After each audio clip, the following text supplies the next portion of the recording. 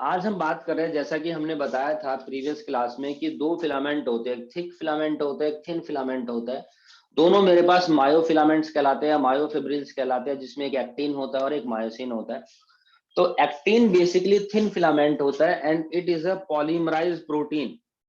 और हम लोग क्या देखते हैं, तीन तरीके के प्रोटीन का बना होता है, जिसमें मेरे पास एक्टिन प्रोटीन होता है, फिर ट्रोपोमायोसिन प्रोटीन होता है, और तीसरा जो होता है वो ट्रोपोनिन प्रोटीन होता है बच्चों। ये प्रोटीन होते हैं हमारे पास।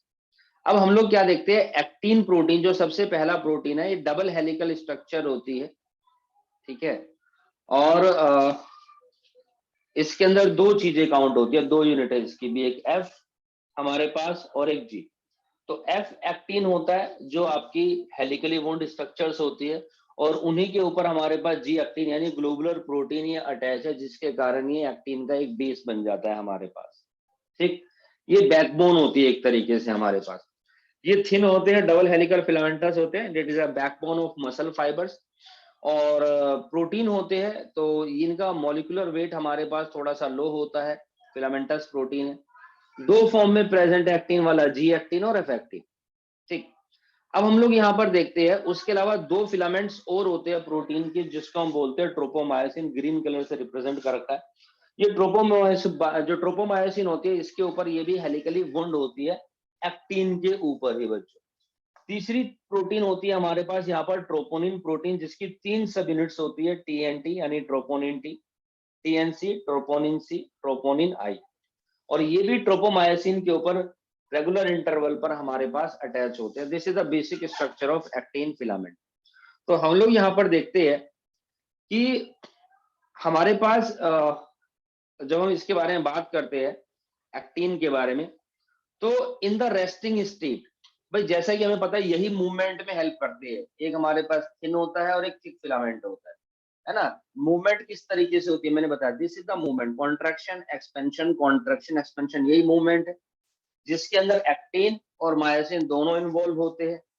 तो हम लोग यहाँ पर देखते हैं कि इन द रेस्टिंग स्टेट, मान लीजिए अभी हमारे पास रेस्टिंग स्टेट है, कोई मूवमेंट नहीं हो रही है, तो जो ट्रोपोनिन हमारे पास प्रेजेंट होता है बच्चों, इन ट्रोपोनिन की जो सब यूनिट्स है, ये क्या करती है, it mask the active binding site for myosin on the actin filament. कहने का मतलब क्या है कि मेरे पास यहाँ पर ये जो एक्टिन फाइबर प्रेजेंट है बच्चों, ये बाइंडिंग साइट प्रोवाइड करते हैं किसके साथ, मायोसिन के साथ। तो मैं यहाँ पर लिखता हूँ कि actin provide binding site to myosin, ये मायोसिन के साथ बाइंडिंग साइट प्रोवाइड करते हैं। और जब ये मान लीजिए कि मेरा ये एक्टिन है, ये वाला मेरा मायोसिन है, तो इनके बीच में क्या होता है, एक बाइंडिंग साइट होती है जो इनको क्या कर रहे हैं, मान लो अटैच कर रही है। ये देखो, ये नीचे वाला मेरा मायोसिन है, ऊपर वाला एक्टिन। अब ये जो फिंगर है ये क्या कर रही है, ये अटैचमेंट है बेसिकली, ये देखिए दिस इज द अटैचमेंट। अब ये अटैचमेंट साइट प्रोवाइड करता है एक्टिन मायोसिन के लिए, और जब इनका अटैचमेंट होगा ना तभी मूवमेंट होगी। अब देखिए जैसे कि ये फिंगर है मेरे पास, अब ये फिंगर है यहाँ पर, अगर ये मूव कर रही है, देखिए इधर आगे गई तो उसके ऊपर जो हाथ अटैच है वो भी आगे चला गया, ठीक है ना, ये मूवमेंट हो गई। तो सोच के देखिए कि एक मूवमेंट होने के लिए यहाँ पर एक अटैचमेंट होना बहुत जरूरी है, और एक्टिन जो है वो मायोसिन को बाइंडिंग साइट प्रोवाइड करता है ड्यूरिंग द मूवमेंट। लेकिन जब हमारे पास अभी कोई मूवमेंट नहीं है, रेस्टिंग स्टेट है, तो उस समय यहाँ पर इनके बीच में कोई अटैचमेंट भी नहीं होगा, उस समय कोई अटैचमेंट भी नहीं होगा। और उसका रीजन क्या होता है कि बेसिकली रेस्टिंग स्टेट में हम देखते हैं कि जो प्रोपोनिन की सब यूनिट्स होती है, वो एक तरीके से एक्टिव बाइंडिंग साइट जो होती है उसको मास्क कर देती है फॉर मायोसिन के लिए on the actin filament basically. Just imagine कि मेरे पास यहाँ पर ये एक्टिन है,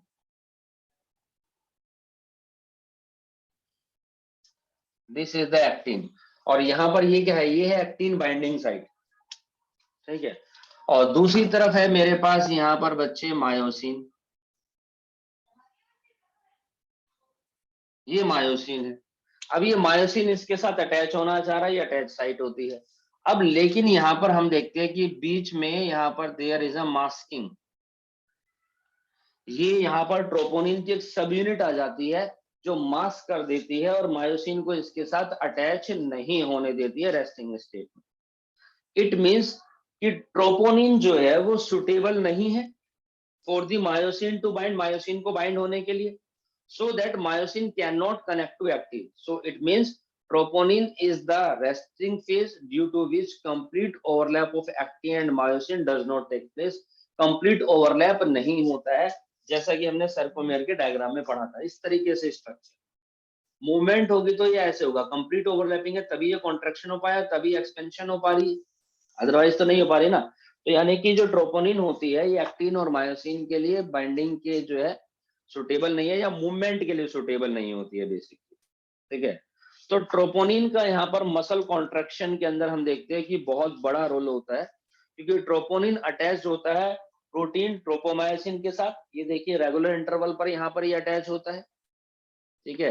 and lie with in the group between actin filaments के जो ग्रुप्स होते हैं, है ना, ये जो कट लगे हुए मान लीजिए इस तरीके से बाहर को या अंदर को निकला हुआ, इनके अंदर अटैच होते हैं इन मसल टिश्यू में, और जो स्पेस प्रोवाइड कर रहे हैं, बाइंडिंग साइट प्रोवाइड करते हैं, जब वो हट जाएंगे, यानी रिलैक्स मसल ट्रोपोमायोसिन क्या करती है, block the attachment site for the myosin cross bridge, thus preventing contraction, contraction से यहाँ पर किसी भी तरीके से बच जाती है।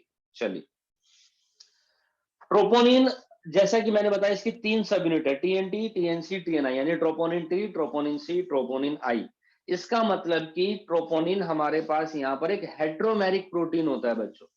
It means it is a heteromeric protein, या हम कह सकते हैं ये आपका हेट्रोपॉलीमर होता है। भाई प्रोटीन तो पॉलीमर होता ही है, लेकिन कैसा पॉलीमर है ये हमारे पास इधर में हेट्रोपॉलीमर है बच्चों। and play an important role in the regulation of skeletal and cardiac muscles. skeletal और cardiac muscles में एक बहुत ही important role अदा करता है, ये जो movement हो रही है इसकी वजह से ही हो रही है बच्चों। तो उसके अंदर बहुत ही मेन रोल अदा करेगा यहाँ पर ये। और कॉन्ट्रैक्शन के लिए तो 3 सब यूनिट्स है, टीएनटी, टीएनआई और टीएनसी होती है। चलिए, so this is about the actin बच्चों, ये एक्टिन के बारे में बात होती है, ठीक है। तो अब इनकी सब यूनिट्स के बारे में भी थोड़ी सी बात कर लेते हैं हम लोग, ठीक है। जब हम लोग सब यूनिट्स के बारे में बात करते हैं तो जैसा कि यहाँ पर ट्रोपोनिन टी है, ट्रोपोनिन आई है और ट्रोपोनिन सी है बच्चों। तो ये क्या करती है बेसिकली, देखिए जो ट्रोपोनिन सी है, मेन बात करेंगे ट्रोपोनिन सी के बारे में। तो ट्रोपोनिन कैल्शियम बाइंडिंग यूनिट है basically, it is a calcium binding unit जो ट्रोपोनिन सी होता है, ठीक है जी। ट्रोपोनिन टी हमारे पास ट्रोपोमायोसिन यूनिट होती है, ठीक है जी। और ट्रोपोनिन आई जो होता है इसका क्या काम होता है, बाइंड विद द ट्रोपोमायोसिन। यानी 3 हो गई, एक तो मैंने बताया ट्रोपोनिन सी कैल्शियम के साथ बाइंड होता है, bind with calcium ion. Troponin T mask the active site on G actin, यानी कि यही होता है जो बेसिकली क्या करता है, मास्क करता है एक्टिव साइट के ऊपर, मास्किंग कर दी, ये देखिए इसके ऊपर कवर कर दिया है। और ट्रोपोनिन आइन मास्क दी सॉरी ट्रोपोनिन आई जो होता है वो बाइंड होता है ट्रोपोमायोसिन के साथ, basically it bind with tropomyosin, ये ट्रोपोमायोसिन के साथ बाइंड होता है, ठीक है। एक्चुअल में स्ट्रक्चर कुछ ऐसी बननी चाहिए थी इसकी, ये वाली, एक सेकेंड, ये देखिए ये,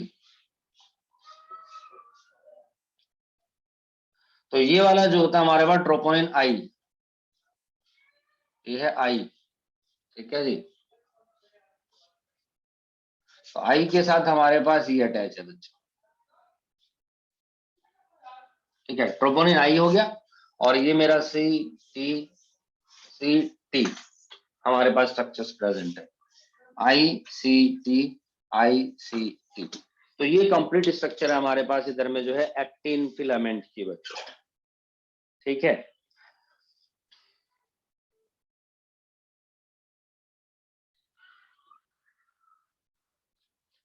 एक्टिन के बाद हम लोग यहाँ पर बात कर रहे हैं बच्चों मायोसिन के बारे में। मायोसिन हमारे पास यहाँ पर एक थिक फिलामेंट होता है and it is also a polymeric protein, ये भी हमारे पास एक पॉलीमेरिक प्रोटीन होता है। It is a polymeric protein जो बना होता है किससे, मैरोमायोसिन से।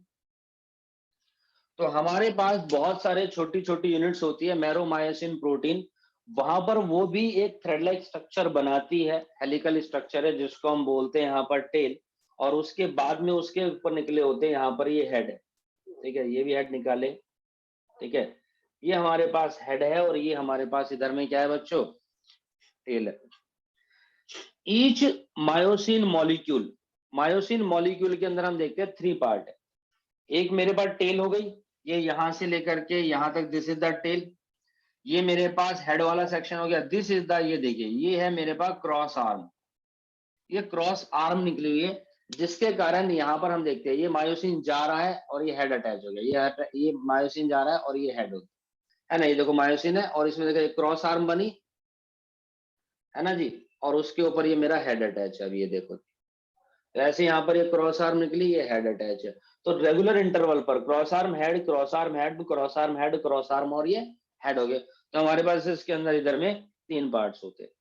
मायोसिन मॉलिक्यूल के अंदर हम देखते हैं कि टोटल 4 पॉलीपेप्टाइड चेन होती है, जिसमें 2 हैवी चेन होती है हमारे पास और 2 लाइट चेन होती है बच्चों। जो हैवी चेन होती है वही हमारे पास क्या बनाती है, हेड बनाती है, जिसको हम लिखते हैं HMM, हैवी मैरोमायोसिन। और जो लाइट चेन होती है वही हमारे पास प्रेजेंट होती है जी टेल के अंदर, ठीक है जो टेल बनाती है। तो हेड के अंदर हम लोग क्या देखते हैं बच्चों, कॉन्ट्रैक्टाइल प्रोटीन होता है, बेसिकली कॉन्ट्रैक्टाइल प्रॉपर्टीज होती है जो बाइंड होता है एक्टिन के साथ, ठीक है, यही जो हेड है हमारा ये इसके साथ बाइंड होगा। इमेजिन करिए कि ये मेरे पास एक्टिन है, देखिए ऊपर वाला सिंपल स्ट्रक्चर बनाता हूं, और इसने ये बाइंडिंग साइट प्रोवाइड कर दिया हमारे पास, और जो हमारे पास मायोसिन है इसमें हेड निकला हुआ है, ये देखिए ये इससे अटैच हो गया।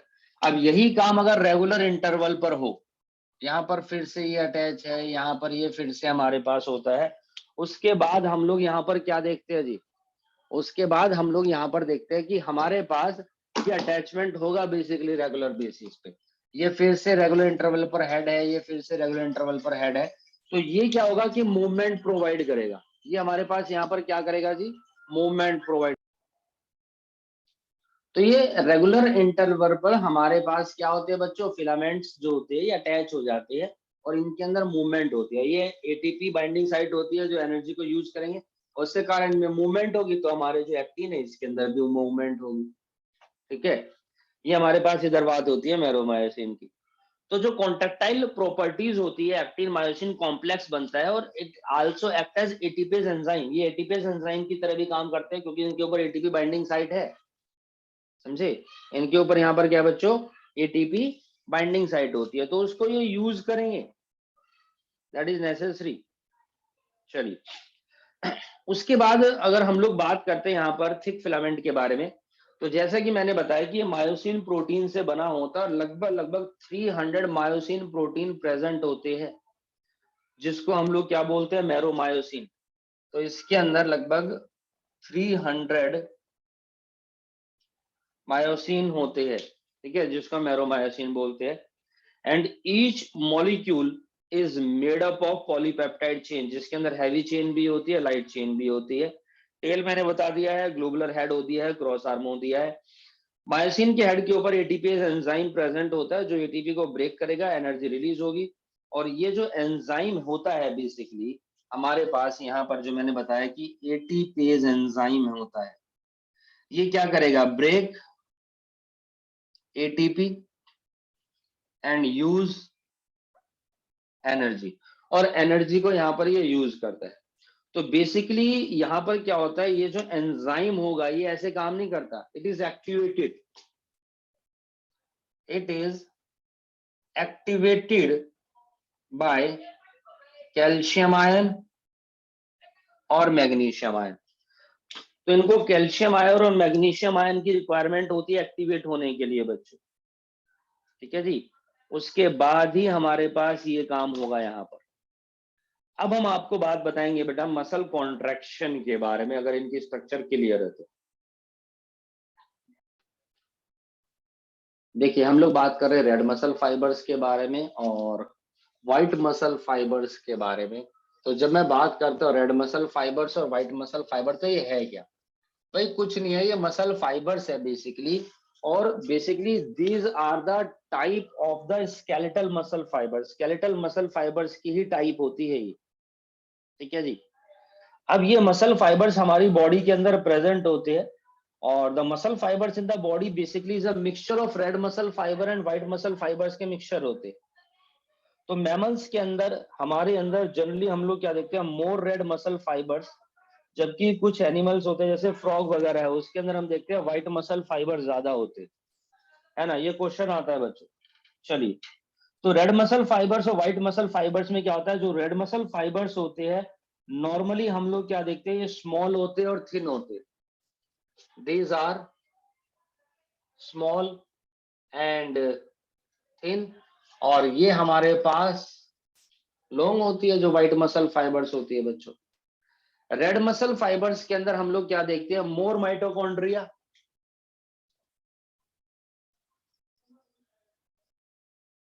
माइटोकॉन्ड्रिया इनके अंदर ज्यादा होता है। और यहां पर इनके अंदर माइटोकॉन्ड्रिया कम होता है, उसके बावजूद देख रहे हो वो फास्ट है भैया, ठीक है जी।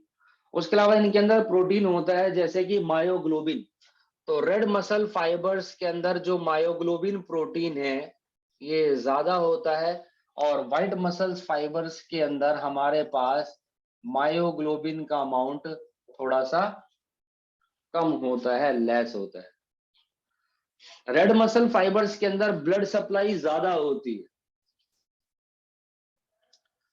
जो ब्लड सप्लाई है वो इनके अंदर ज्यादा है, और यहां पर ब्लड सप्लाई हमारे पास बच्चों लो होती है, ठीक। रेड मसल फाइबर्स के अंदर क्या होता है, सेर्कोप्लाज्मिक रेटिकुलम, जो एंडोप्लाज्मिक रेटिकुलम होता है, ठीक है, सेर्कोप्लाज्मिक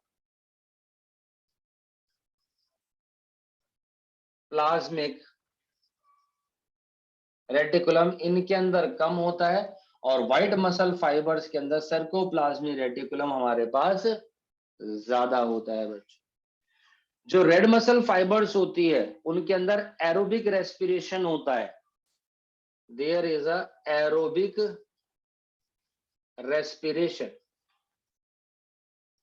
और व्हाइट मसल फाइबर्स के अंदर एनारोबिक रेस्पिरेशन होता है हमारे पास। रेड मसल फाइबर्स के अंदर नो लैक्टिक एसिड सिंथेसिस, कभी भी हम लोग क्या देखते हैं कि लैक्टिक एसिड की सिंथेसिस यहाँ पर नहीं होती है, जबकि व्हाइट मसल्स के अंदर हम देखते हैं कि लैक्टिक एसिड की फॉर्मेशन होती है। There is a formation of the lactic acid. अब जो रेड मसल फाइबर्स होती है स्लो होती है, these are slow but longer period तक काम करती है हमारे पास। जबकि व्हाइट मसल फाइबर्स के अंदर क्या होता है, fast contraction but short period के लिए। There is a fast contraction but for short period के लिए, कम समय के लिए, ठीक है जी। हमारी बॉडी के कौन कौन से पार्ट्स में पाई जाती है, देखिए जी। जैसे रेड मसल्स पाई जाती है बैक मसल्स में, जो हमारी बैक की जो मसल्स होती है तो उनके अंदर हमारे पास हम लोग क्या देखते हैं, रेड मसल फाइबर्स होते हैं, ठीक है जी। उसके अलावा जो बर्ड्स की जो फ्लाइट मसल्स होती है दोस्तों, ठीक है जी, हमारे पास बर्ड्स होती है तो उनकी जो फ्लाइट मसल्स होती है हम लोग देखते हैं कैसे बना भाई, ये देखिए। तो उनके अंदर क्या होती है आपकी, in flight muscles of bird, तो उनके अंदर भी रेड मसल्स फाइबर्स पाए जाते हैं। जबकि व्हाइट मसल फाइबर्स होते हैं हमारी लिम्ब के अंदर, हाथ पैरों की मसल्स के अंदर, आई बॉल की मसल्स के अंदर, ठीक है जी, लिम्स, डिजिट्स, है ना, आई बॉल के अंदर ये पाई जाती। तो यहाँ पर हमारे पास व्हाइट मसल फाइबर्स होती है। चलिए ये हम समझ गए हैं थोड़ी सी बातें। तो बेसिकली जो रेड मसल फाइबर्स होती है इनकी आपकी प्रॉपर्टीज और कहाँ कहाँ पाई जाती है वो बताया मैंने।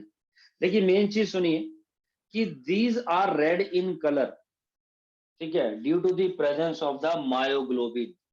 तो मायोग्लोबिन के कारण क्या होता है, इनका कलर बेसिकली रेड होता है और इनका कलर व्हाइट होता है क्योंकि मायोग्लोबिन इनके अंदर कम होता है। चलिए, भरपूर मात्रा में इनके अंदर माइटोकॉन्ड्रिया प्रेजेंट होता है, सर्कोप्लाज्मिक रेटिकुलम इनके अंदर वो थोड़ा सा लेस होता है comparison to the white muscle fibre, show slow but sustain contraction for longer period. जबकि व्हाइट मसल फाइबर जो होती है ये पेल और व्हाइटिश होती है due to the presence of less content of myoglobin. These contain less mitochondria, sarcoplasmic reticulum ज्यादा होता है। और जब हम स्ट्रेंथस एक्सरसाइज करते हैं, विगरस एक्सरसाइज करते हैं, तो लैक्टिक एसिड का एक्यूमुलेशन होता है लार्ज क्वांटिटी में, है ना, तो जिसकी वजह से मसल्स फैटिगी हो जाती है। जैसे कई बार क्या होता है कि आप लोग एक्सरसाइज कर रहे हैं, जिम वगैरह कर रहे हैं, तो मसल्स वगैरह खिंच जाती है ना, या भागते हुए जैसे क्रिकेट वगैरह में देखा होगा मसल्स क्रैम्प्स हो जाते हैं, तो लैक्टिक एसिड की फॉर्मेशन के कारण ऐसा होता है बच्चों, ठीक। और बाकी जो हमारे पास रेड मसल फाइबर्स होती है ये हाईली वेस्कुलराइज होती है, ठीक। और जो व्हाइट मसल्स फाइबर्स होती है लेस नंबर ऑफ माइटोकॉन्ड्रिया है और एनर्जी रिलीज बाय एनारोबिक या ग्लाइकोलाइटिक पाथवे से होता है। ऑक्सीजन इनके अंदर स्टोर नहीं होता है बेटा। और जो इनके अंदर सर्कोप्लाज्मिक रेटिकुलम होता है डेवलप होता है, rapid release of calcium ion release करता है इनके अंदर वो, ठीक है जी। सर्कोप्लाज्मिक रेटिकुलम इनके अंदर वो यहाँ पर क्या करता है आपका जी, कैल्शियम आयन रिलीज करता है, रिलीज ऑफ कैल्शियम आयन मैं लिख देता हूँ यहाँ पर, release of calcium ion release करता है यहाँ पर। एंड कुछ ग्लाइकोलाइटिक एंजाइम्स भी रिलीज करता है फॉर रैपिड कॉन्ट्रैक्शन, प्लस में ग्लाइकोलाइटिक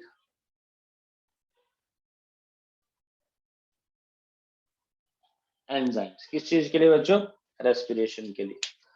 तो बेसिकली ये हमारे पास मूवमेंट्स होती है, red muscles white muscles fibres present होती है बाय डिफॉल्ट। और कई बार क्या होता है मसल्स की टाइप्स कैटेगराइज होती है on the basis of movements के हिसाब से भी हमारे पास मसल्स होती है बच्चों, ठीक है।